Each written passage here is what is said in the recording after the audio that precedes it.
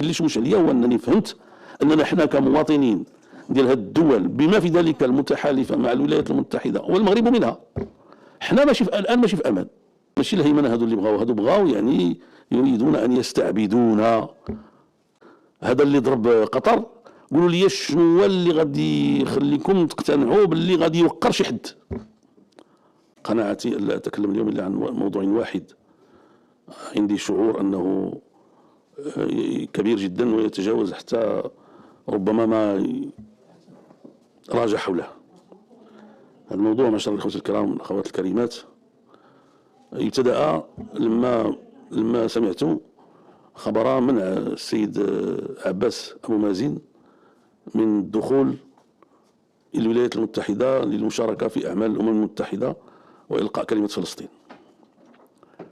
لقد كان هذا الخبر له وقع سيء علي جدا، وتخيلت أنه يعني سوف يتداعى له القوم، بمعنى أن كلما راج حول يعني موضوع السلام والتصالح بين، وكانت الرابطة الأولى هي الولايات المتحدة بطبيعة الحال، المساند الرسمي واللا مشروط لما يسمى بإسرائيل، كل هذا شطب في عملية مهينة تحرم يعني رئيس دولة يعترف بها معظم دول العالم، وهو يعني حليف يعني لا مشروط للولايات المتحدة ولإسرائيل تقريبا، والجميع يعرف مواقفه. ولكن في وقت تشدد القيادة الإسرائيلية وتراجعها عن منطق السلام وعن منطق يعني الدولتين وعن كل ما رجى خلال هذه 70 سنة التي انطلقت يعني من سنة 48، يعني في لحظة واحدة يعني يصل الحد إلى، وقلت إذن كيف سيأخذ هذا رؤساء وملوك وأمراء الدول العربية وشعوبها؟ معنى ذلك أننا نتعامل مع جهة واحدة في الحقيقة هي الولايات المتحدة وإسرائيل، يعني لا عهد لها ولا ميثاق، ولا تبالي بنا، ولا يعني تحترمنا ولا تحترم حتى الحد الأدنى من الاحترام اللازم لطرف على كل حال. هو موضوع يعني قضية كبيرة وهي السلم والسلام والدولتان والتصالح بين الأمة العربية وبين اليهود الموجودين في إسرائيل إلى آخره من الكلام الفاضي. والذي مع الأسف الشديد في وقت من الأوقات أنا شخصيا كنت بدأت يعني أؤمل أن نصل إلى حل مع هؤلاء الناس.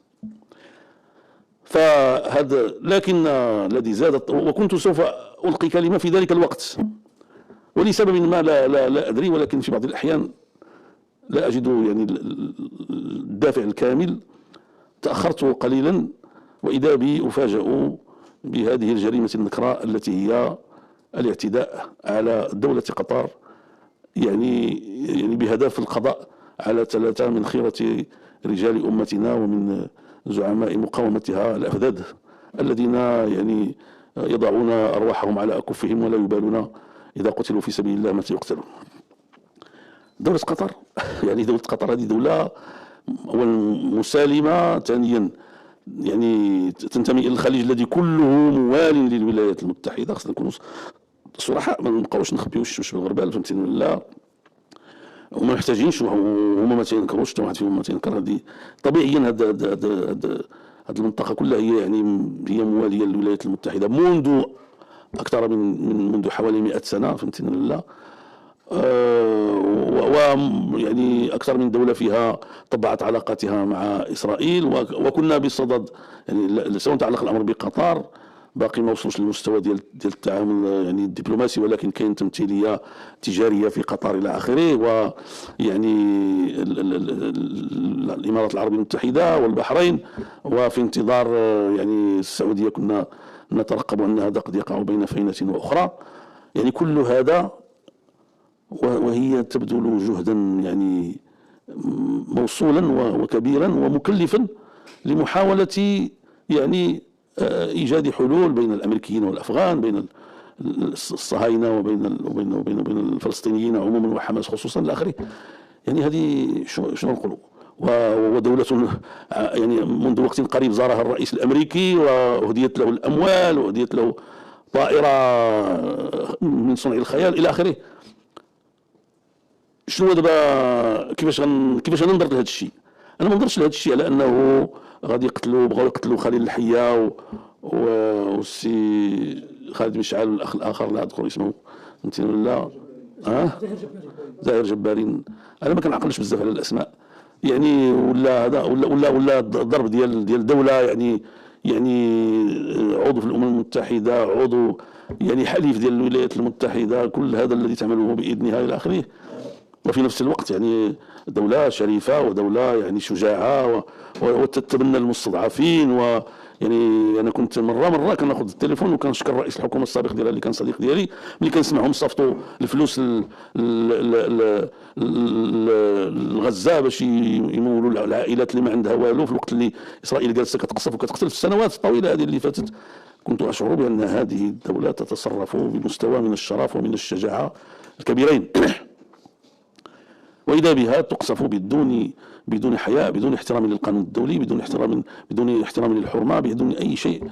لا يقصف الوفد المفاوض مع من نحن. واشهدوا يعني ناس عندهم الديانة المسيحية أو اليهودية، عندهم الأخلاق، عندهم الشرف. معروف أن السفراء لا يقتلون، هذا معروف، هذا منذ خلق الله الكون، هذا عرف أجمعت عليه البشرية أن السفراء لا يقتلون. وهؤلاء كانوا سفراء تفاوض لإيجاد حل لموضوع غزة وللأسرى الإسرائيليين إلى آخره. فإحنا مع بشر، مع وحوش.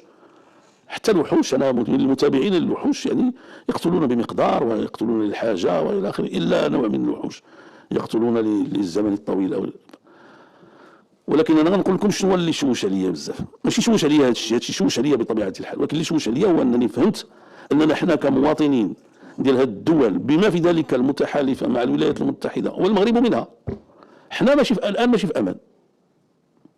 اللي مشى لقطر في هذه الظروف وضربها وما احترم حتى شي حاجه من هذا الشيء كله اللي قلنا، لانه ما يمكنش نديروا اكثر من هذا الشيء. شنو بغاونا نديروا؟ خصنا نعرف شنو بغاونا نديروا. يعني تحت تهديد الرعب والقصف والقنبلة النووية التي تمتلكها إسرائيل تريد ليس أن تهيمن على المنطقة، فهي مهيمنة عليها. وأكبر دليل على ذلك أنها تفعل ما تشاء في إخواننا في غزة مما لا يخطر على بال.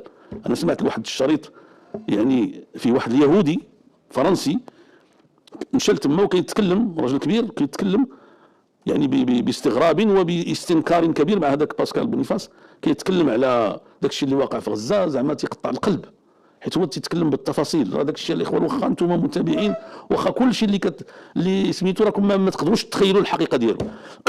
ويا للعجب لهذا الجزء من هذا الشعب الفلسطيني الذي يتحمل كل ذلك. انا في كل مره تنسمع ما تنتعجبش شنو تيوقع لهم، تنتعجب انه باقي شي واحد فيهم باقي حي. ولكن يعني كيف ما كان الحال، غزة كانت منطقة حرة، وكانت منطقة تربي أبنائها على الدين وتربي أبنائها على الصمود وتربي أبنائها، واستطاعت أن تصمد أكثر من يعني حوالي سنتين إلى حد الآن مقابل يعني دولة ترعب يعني مصر العظمى ب 110 مليون، والأردن ولبنان يعني وسوريا وترعب الدول الأخرى والجميع. يعني ماشي الهيمنة هذو اللي بغاو، هذو بغاو يعني يريدون أن يستعبدونا جميعا بتهديد طائرات في 35 أو لست أدري ماذا. فقلت زعما هذا الشيء فوق ما يمكن أن يصبر عليه الإنسان أن يتحمله. وتمنيت لو أنه يعني بادرت الدول العربية إلى إجراءات عملية. والله يشهد أنه من الأمور اللي جاتني كنت نتكلم عاوتاني ديك الساعات، عاوتاني توخرنا وقلنا بالتي انت الأمانة العامة إلى آخره 16 سنة والسي دريس فهمتيني ولا. قلنا توضح شويه الامور نعرفوا هذا الشيء بالضبط. فالحمد لله هما دابا كيظهر لي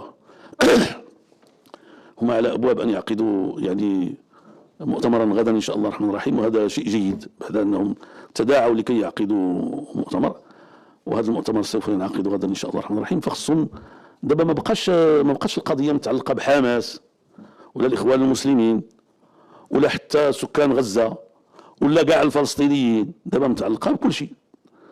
هذا اللي ضرب قطر قولوا لي شنو هو اللي غادي يخليكم تقتنعوا باللي غادي يوقر شي حد؟ لا الامارات ولا يعني الدول المجاوره ولا المملكه العربيه السعوديه ارض الحرمين الله يودي، فهمتيني؟ لا ولا تركيا ولا المغرب،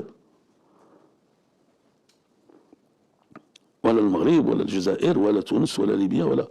ف يعني خاص شي دابا حنا بغينا، حنا دابا كمواطنين، حنا المغاربه وغيرنا من المواطنين العرب والمسلمين في مشارق الارض ومغاربها، بغينا الحكام ديالنا يتصرفوا بما نشعر به ان لنا كرامه واننا مطمئنون في بيوتنا وفوق اراضينا. دابا صافي، دابا ما كنتسال شنو بقى مادام هذا المجرم هذا تيتحكم تما، وهنالك من يسانده في الولايات المتحده ويعطيه الاذن ولا يبالي بعهد ولا ميثاق ولا حسن معامله ولا هدايا ولا اي شيء. صافي دابا يعني واحد الامريكي وكتفاعل معاه واحد الصحفيه قالت له الحلفاء ديالكم قطر، قال لها قطر ماشي حلفاء ديالنا، قال لها حنا ما عندناش حلفاء، قال لها حنا عندنا ناس كيتعاملوا معنا، عملاء ديالنا كنخدموهم ملي كنحتاجوا لهم. وهذا كلام صعيب بزاف، خصنا نعرفوا شنو راحنا.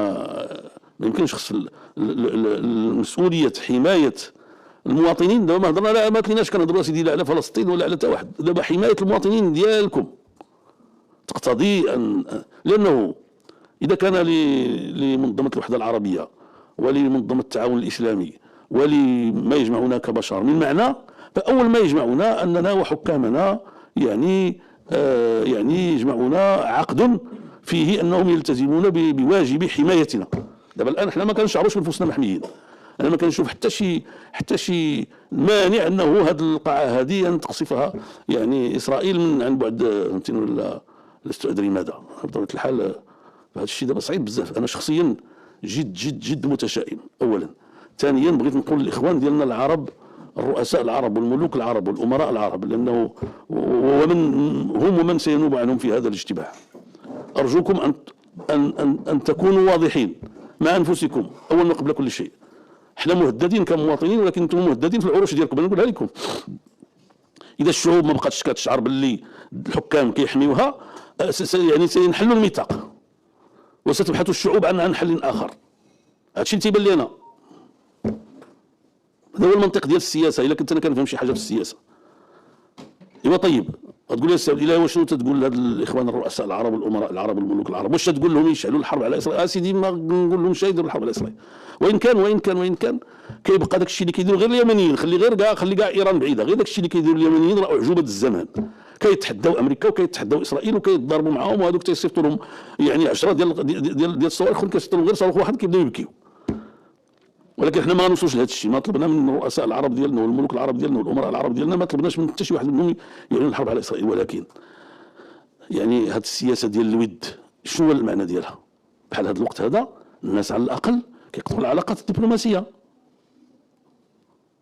لا ما قطعوش العلاقات الدبلوماسيه يعني كيستدعيو يعني السفراء وكيحتجوا عليهم. البيانات وما دابا هذوك الاسرائيليين شنو بقاو كيديوها في البيانات؟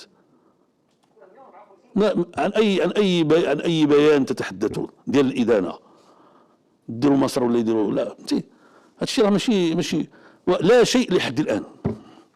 انا الامل ديالي انكم في هذا المؤتمر ستتخذون يعني اجراءات على الاقل تفيد انكم لستم متواطئين على هذا مع هذه الدوله او هذه العصابه التي تسمى اسرائيل،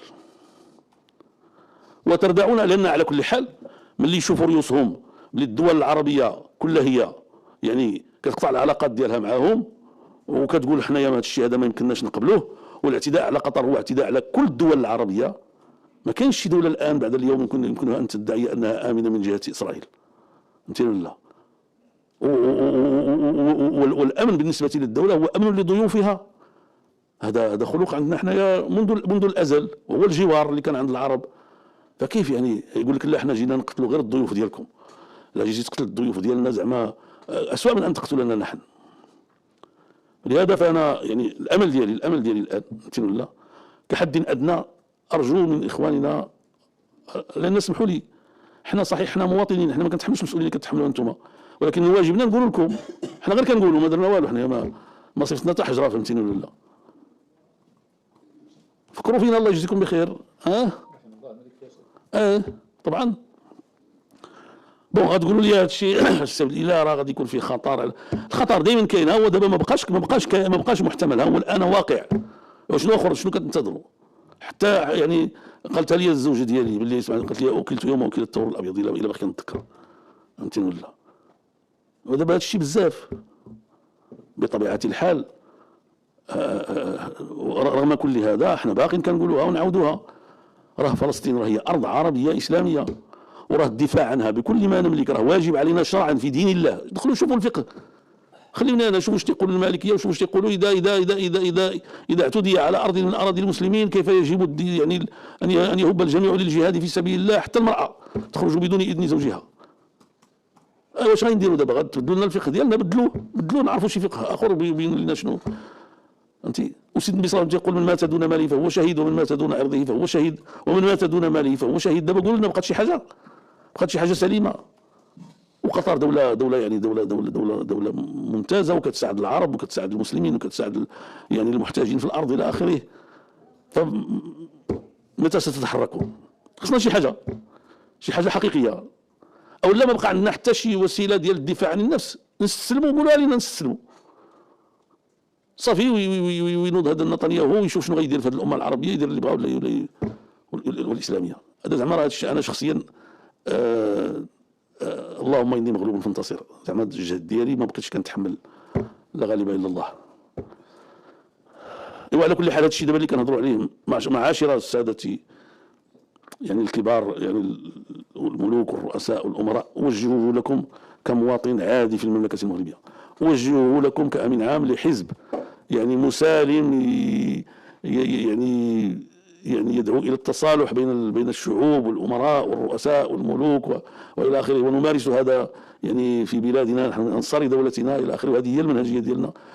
ويعني اقوله لكم كرجل ترأس الحكومه المغربيه ذات يوم لمده 5 سنوات، وكانت ولله الحمد يعني رئاسته يعني خير وبركه، وجاب الله النجاح في المره الثانيه، لولا مكر الماكرين ولولا يعني تآمر المتآمرين. هذا الشيء دابا انا كنقول لكم المسؤوليه الان في يعني في اعناقكم وفي ايديكم.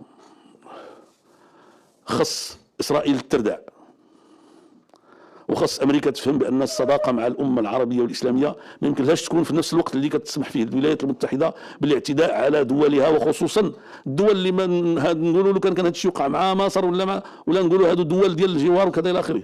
دابا هذا الشيء هذا وقع مع دوله يعني مسالمه سابقه في علاقتها مع اسرائيل الى اخره، فيها يعني قاعده امريكيه. شنو بغيتي اكثر من هذا الشيء هذا؟ ايوا شكوى الله